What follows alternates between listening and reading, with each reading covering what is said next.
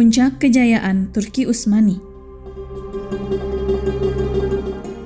Kesultanan Turki Utsmani yang memerintah hampir 7 abad lamanya, diperintah oleh 38 sultan. Kemajuan dan perkembangan ekspansi kerajaan Turki Utsmani yang demikian luas dan berlangsung dengan cepat itu diikuti pula oleh kemajuan dalam berbagai bidang kehidupan. Secara sederhana, masa puncak kejayaan Turki Utsmani ada pada 3 orang sultan, yaitu Sultan Muhammad II bergelar Al-Fatih, Sultan Salim, dan Sultan Sulaiman I Al-Qanun. Kekuasaan Daulah Utsmani yang sedemikian luas di Asia Kecil dan Eropa Timur tidak dapat kokoh sebelum Konstantinopel ditaklukkan. Oleh sebab itu, menaklukkan Konstantinopel suatu keniscayaan yang tidak dapat ditawar-tawar. Karena urusan hidup matinya Daulah Turki Utsmani terletak pada keberhasilan mereka menaklukkan Konstantinopel. Oleh sebab itu, semangat untuk menaklukkan Konstantinopel dikobarkan terus secara turun-temurun dari satu generasi ke generasi berikutnya.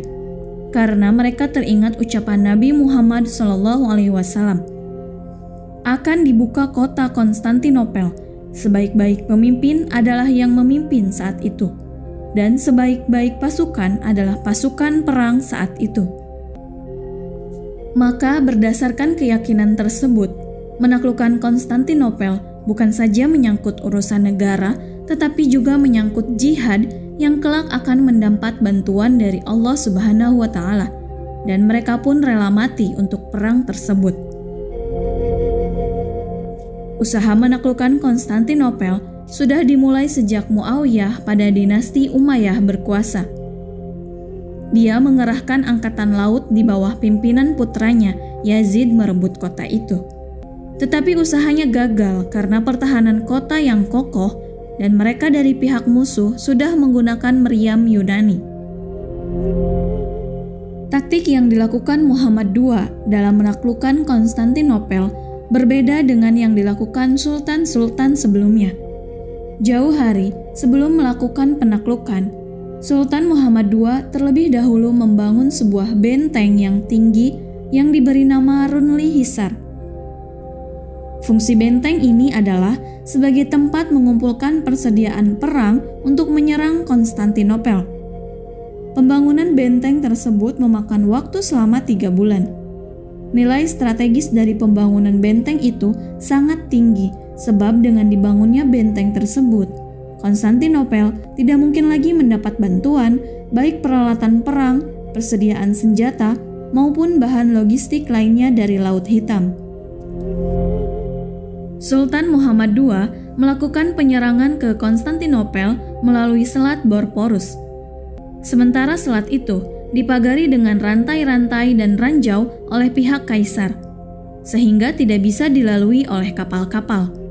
Oleh karena itu, Sultan memerintahkan pemindahan kapal-kapal melalui daratan. Langkah yang ditempuh Sultan nampaknya sebagai taktik yang bersifat teror mental, karena setelah siang hari, penduduk Konstantinopel dapat melihat musuh dari atas. Akhirnya pada tanggal 29 Mei 1453 Masehi, di subuh hari penyerbuan terakhir dilakukan. Meriam berhasil membobol dinding tembok sehingga mereka dapat masuk menyerbu ke dalam. Maka kaisar terbunuh. Konstantinopel jatuh. Tentara Islam menang menaklukkan Konstantinopel tersebut. Dengan jatuhnya Konstantinopel sebagai benteng pertahanan terkuat kerajaan Bizantium, maka akan lebih mudahlah arus ekspansi Daulah Turki Utsmani ke benua Eropa. Maka berakhirlah penyerbuan yang sangat dramatis dan mendebarkan tersebut, sehingga Sultan Muhammad II berhak mendapat gelar Al-Fatih, artinya sang penakluk. Adapun yang menjadi faktor keberhasilan Sultan Muhammad II menaklukkan Konstantinopel ditentukan oleh perencanaan yang matang, strategi yang jitu, penuh perhitungan, dan yang tidak kalah pentingnya karena dia membangun benteng pertahanan di dekatnya sebagai tempat penyimpanan perbekalan, persenjataan, dengan cara itu tidak akan terjadi kelangkaan peralatan dan perbekalan. Tindakan strategis yang dilakukan Sultan Muhammad II setelah menaklukkan Konstantinopel adalah memindahkan pusat pemerintahan atau ibu kota Daulah Turki Utsmani dari Adrianopel ke Konstantinopel setelah mengadakan perbaikan-perbaikan yang rusak akibat perang. Sebab kota ini letaknya strategis dan kelak berganti nama dengan Istanbul. Jika selama ini perhatian sultan-sultan hanya tertuju pada bidang keamanan dan ekspansi wilayah saja, maka pada masa Muhammad II ini mulai ada perhatian pada bidang lain, yaitu gereja Hagia Sophia dimodifikasi dan disulap menjadi masjid. Kemudian sebuah masjid baru yang lainnya dibangunnya pula. Namanya Masjid Jami Muhammad Al-Fatih atas bantuan seorang arsitektur Yunani. Akhirnya, dalam usia 51 tahun, Muhammad Al-Fatih pun meninggal dunia dan dia dimakamkan di dekat Masjid Megah yang dibangunnya di Konstantinopel atau Istanbul. Dia digantikan oleh anaknya Sultan Salim I. Periode Sultan Salim I ini adalah periode peralihan dari kesultanan ke kekhalifahan. Selain itu, dia pun mengalihkan perhatian ekspansinya dari dunia barat ke dunia timur dengan menaklukkan Persia, Syria, dan Aleppo. Setelah itu, Sultan Salim melanjutkan penyerangan ke Mesir di bawah kekuasaan Daulah Mamalik dan dapat dikalahkannya. Kemudian Kairo jatuh pada tanggal 21 Januari 1517 Masehi. Di Mesir, ketika menaklukkan Daulah Mamalik, Sultan Salim I meminta kepada Khalifah Abbasiyah agar menyerahkan kekhalifahan kepadanya. Sebenarnya, dia sebagai Sultan Turki Utsmani yang telah berkuasa tidak perlu meminta kekhalifahan itu kepada Khalifah Abbasiyah, karena sebelum itu, Daulah Fatimiyah pun di Mesir sudah memakai gelar khalifah. Demikian juga Daulah Umayyah di Spanyol, Abdurrahman An-Nasir juga sudah memakai gelar khalifah. Tapi mungkin nampaknya Sultan Salim ingin mengembalikan marwah gelar khalifah seperti sedia kala, yakni khalifah hanya terdapat satu di dunia, dan dialah satu-satunya khalifah Islam. Khalifah Salim wafat pada tanggal 2 September 1520 Masehi dalam suatu perjalanan pulang dari Istanbul menuju Adrianopel. Dia digantikan oleh putranya Sulaiman. Sulaiman Al-Qanun mendapat gelar khalifah yang diteruskan dari ayahnya.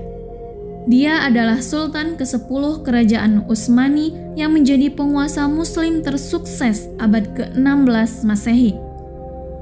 Di masa pemerintahannya, Turki Utsmani berhasil menjadi kerajaan adik kuasa yang belum pernah ada tandingannya sebelumnya.